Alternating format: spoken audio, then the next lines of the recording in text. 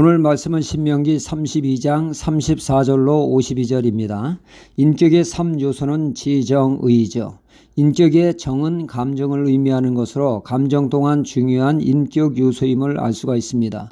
원만한 감정 교류가 될 때 좋은 인간관계를 맺게 되죠. 그러나 감정이 상하게 되면 좋은 관계를 유지하기가 매우 어렵게 됩니다.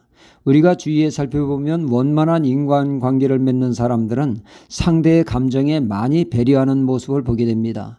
감정을 상하게 하면 그만큼 관계 맺기가 어려움을 잘 알고 있기 때문이죠.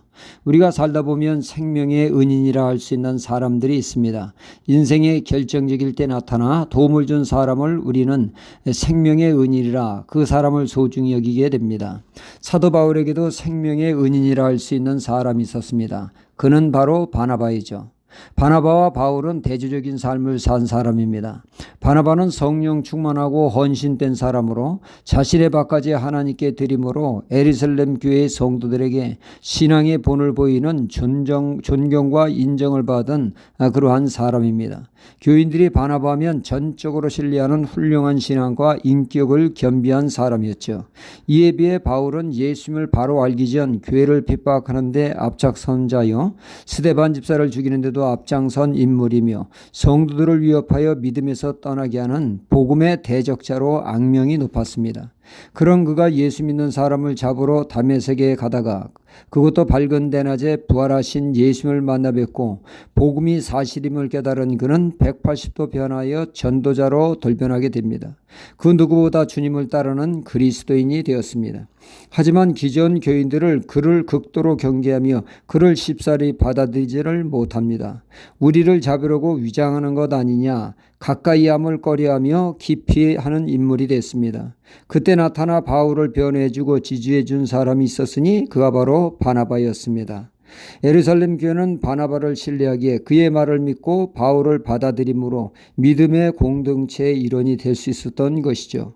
바울에게 바나바는 든든한 지지자였습니다.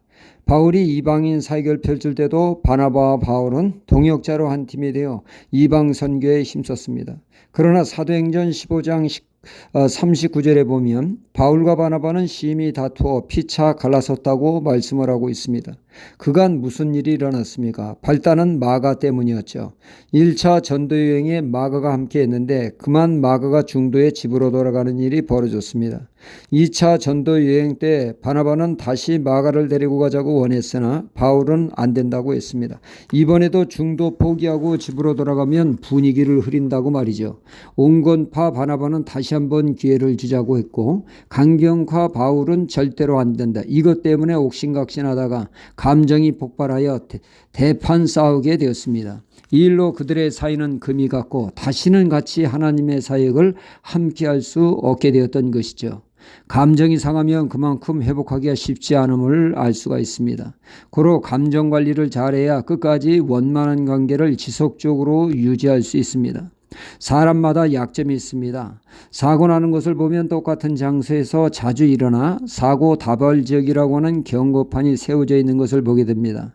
이렇듯 사람도 자신의 약점으로 인해 문제는 계속 일으키게 되어지죠. 모세의 약점이라면 단연 혈기라 할 수가 있습니다. 그는 욱하는 성격이 문제죠. 그가 애굽의 왕자 시절 그는 이스라엘 사람들을 구타하는 애굽 사람을 보고 자신의 동족을 괴롭힌다고 쳐 죽이지 않았습니까?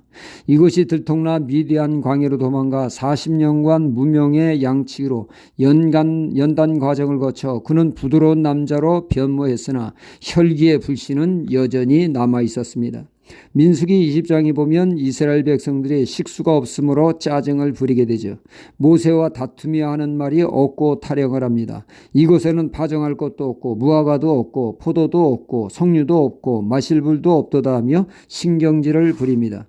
이에 하나님은 모세에게 말씀하기를 너희는 반석에 명하여 물을 내라 하셨습니다. 하지만 화가 잔뜩 난 모세는 자신의 지팡이로 반석을 2번이나 세차게 내리쳤습니다.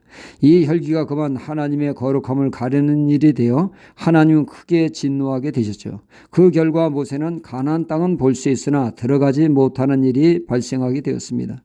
오늘 말씀 51절에 이는 너희가 신강야 가데스의 무리바 물가에서 이스라엘 자손 중에 내게 범죄하여 나의 거룩함 거룩함을 이스라엘에 나타내지 아니한 연고라 말씀하고 있습니다. 우리의 감정 관리를 잘해서 늘 은혜로운 관계를 유지하는 우리가 되어야겠습니다. 할렐루야.